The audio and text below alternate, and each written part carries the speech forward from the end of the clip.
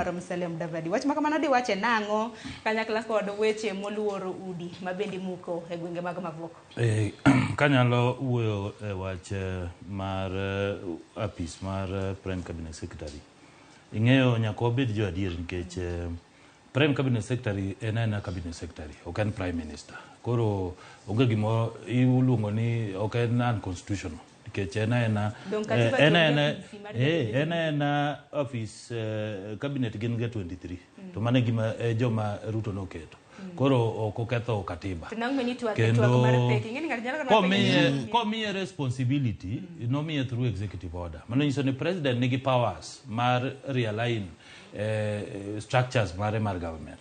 Koro kanomiye responsibility no, gima timore Kenya Kwanza ni TMB ma Musalia ni jogi neno ni Musalia ni godo nikech kaluwore gi weche matimore kata thek dialogue cha iwinjo ko wachno office no idwa kete constitution.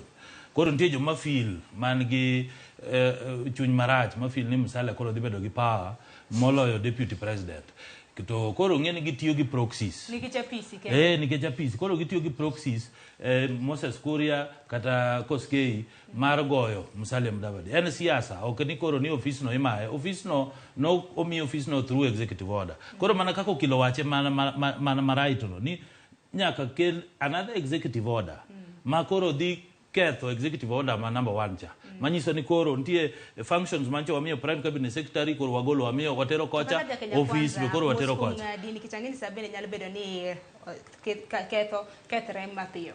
Kaka ja Kenya Kwanza nikichinchire karmana wach mabene jod bura magunja nolose. Sani japiny dwaro dongruok. Weche motende kod apisi ng'adhi ka okanye. Be pani gigne bende lose boardroom ok ni jafwambi luongo. Mago gik monego bedni lose boardroom kenda yiego piyo ndani nikech mano ok onego bedni bedo siasa. Lakini kaka nyisi nitie jomoko ma feel ni Musalia koro nigi powers moya ogin. Ng'eni ng'ato nano ni Musalia koro mi functions kaka mag diaspora, mag foreign affairs, odi bedo gi donors, wazungu, gik koro ona ni powers ne di bedo mang'eny. To gin no kanyo kata rigiji koro this central ni koro dwano kel joka together. Nikech gi feel ni kopo ni Ruto dhi kata Nyanza ginano ni koro omagi. Kagi Musalia mi power moro matin ginano ni koro mane dhi gogi. Koro mano siasa ma gin magikelo lakini hiye onge gimo sekethore office no emano mi Musalia to mano be ma wantie.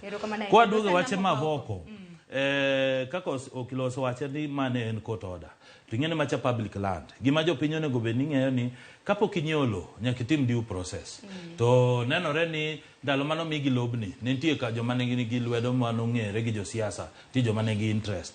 Lakini koro Portland Seven okawo wachni magitere court to court no ng'eni sama court ogolo order nyaka bed implemented. Mane mino nyaka GSU nyaka bedi. Kata mi mana court order mondo ivaket kamoro nyaka bed affected gi police. Koro mano nyiso police go okel gi Ruto. Koro wawe keto siasa ni Ruto. Mana gashago wacho ni jalblet en piny Kenya to no wacho no chiwo singo ni kata bed ni nitiere court order due process nyaka lu e kinde mabende koro igdaro kata mana oganda baka mag. To inano joka ka ni daro gi to okodar gi gotieno. Oko yinygi onge ng'amo yiny kendo nchomegi notice jopiny to gaga koko ng'eni siasa ji ni everywhere. Ng'ato bro wacho mani kata mana jaodi onyuol mano Ruto kata go jaodi mano Ruto kata go ng'ato koro wawe keto gimoro amoni en Ruto ka due process bedo follow.